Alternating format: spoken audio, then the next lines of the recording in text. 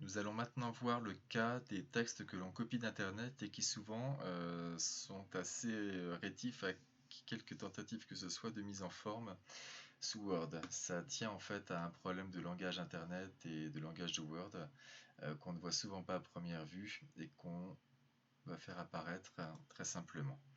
Alors, première chose, nous allons aller par exemple chercher un extrait des Fleurs du Mal dans Wikisource. Donc normalement l'établissement du texte est plutôt bon, il y a encore quelques coquilles dans Wikisource, mais bon. Je sélectionne mon texte, je le copie, et je vais maintenant l'insérer.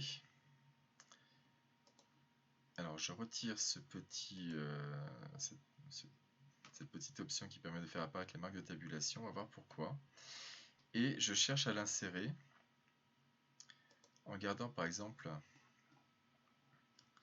la mise en forme source. Ça marche pas trop mal, mais très fréquemment lorsqu'on veut modifier quelque chose dans ce type de texte, voilà, j'ai modifié la numérotation des lignes dans cette partie-là et tout d'un coup tout a disparu partout. Alors pourquoi? C'est relativement simple.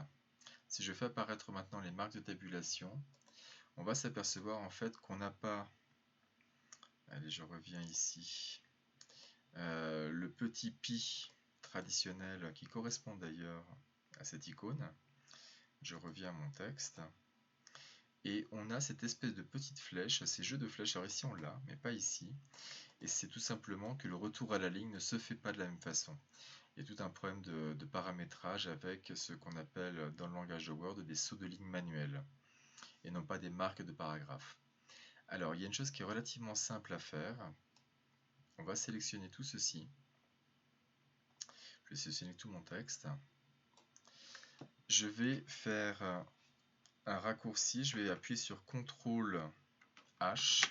C'est ce qui permet de remplacer automatiquement toute une série de caractères, de mots, pourquoi pas, dans un document.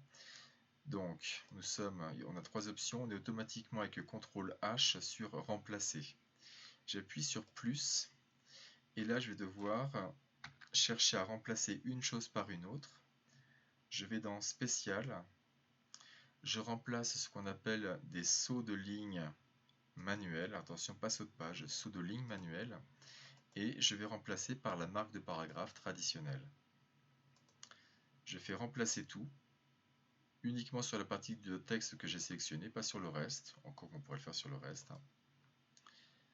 Et dorénavant, je vais pouvoir appliquer des mises en forme particulières à l'ensemble ou à une partie de ce texte copié d'internet.